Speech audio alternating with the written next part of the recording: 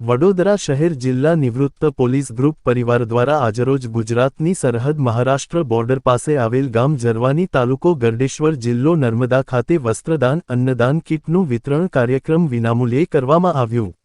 આ પ્રોગ્રામ તા 30 જાન્યુઆરી 25થી પવિત્ર દાન પુણ્યના મહિના નિમિત્તે જરવાની શ્રી ગજાનન મહારાજના આશ્રમ થકી 500મી 600 આદિવાસી બાળકો, વૃદ્ધ, મહિલા, પુરુષોને વસ્ત્રદાન અનાજ, કીટ, સ્વેટર, કરિયાણું, ક્રિકેટ કીટ, ચોકલેટ, બિસ્કીટ, ચાવાનું, ગેસ સગડી વગેરે આપવાના મહાસેવા મહાયજ્ઞ પ્રત્યક્ષ કે પરોક્ષ રીતે યોગદાન આપનાર તથા સેવામાં આવનાર પોલીસ પરિવારના તમામ પરિવારોજનો તથા આજરોજ શુભેચ્છા અભિનંદન આપનાર તથા નિસ્વાર્થ સેવારૂપે પોતાના વાહનો લાવનારના તમામનો હું હૃદયપૂર્વક આભાર વ્યક્ત કરું છું। પ્રમુખ કિશોર કેસરકર સાહેબે ગ્રુપના તમામ સભ્યોને ધન્યવાદ આપી અભિનંદન આપ્યા છે।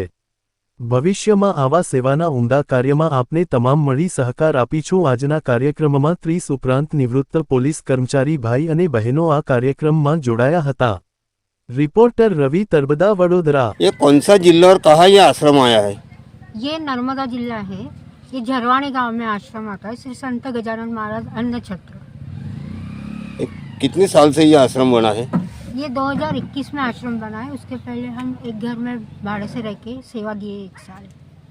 ये आश्रम में कौन से ट्रस्ट द्वारा क्या क्या ये करने आए हैं? यहाँ ट्रस्ट का नहीं है।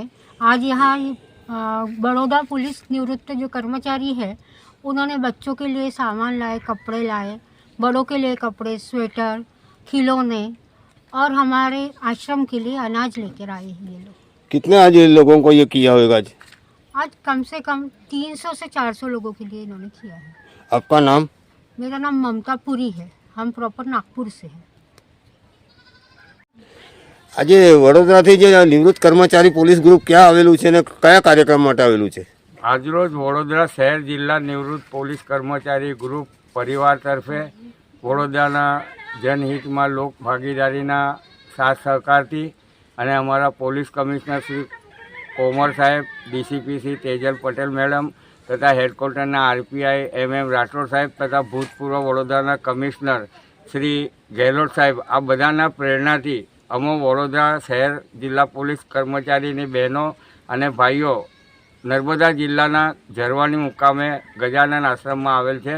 મમતા દીદી અને મદનપુરી આમના એક જ અવાજ ઉપર અમને વિનંતી કરેલી, જેના ફળસ્વરૂપે આ વિસ્તાર આદિવાસી વિસ્તાર છે। આમાં લગભગ 500 થી 600 આદિવાસીઓના નિવાસ સ્થાનો આવેલા છે। અહીં બહુ જ જરૂરિયાત હતી એટલે અમે પહેલાં 20 તારીખે 300 સ્વેટરનું વિતરણ કરી ગયેલા। આજે લોક ભાગીદારી મારા પોલીસ પરિવાર તરફથી રોકડ તથા કપડાં, અનાજ દાન, સ્વેટરો છે, સાડીઓ છે, ચપ્પલો છે, છોકરાઓ માટે ક્રિકેટ રમવાના સાધનો વગેરે વસ્તુ અને અત્યારે જોવા જઈએ તો સંક્રાંતિ લઈ 4 ફેબ્રુઆરી રથ સપ્તમી સુધી દાન પુણ્ય મહિનો ચાલે છે। એના ભાગ સ્વરૂપે અમે આ સેવા કરેલ છે અને સેવાનો મમતા દીદી અને મદનપુરી નાઓએ આશ્રમોથી અમારે દાન પુણ્ય સ્વીકાર કરેલ છે।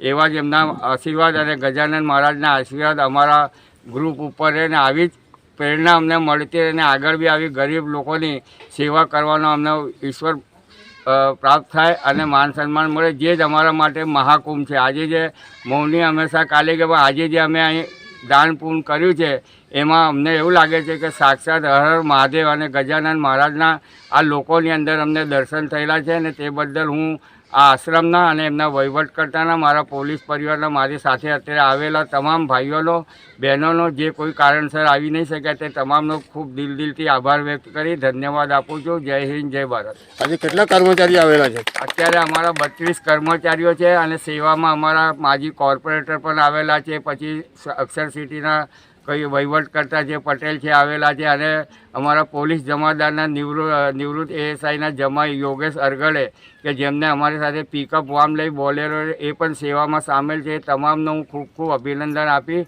ધન્યવાદ આપું છું અને એમનો પણ હું આભાર વ્યક્ત કરું છું। આપનો પરિચય?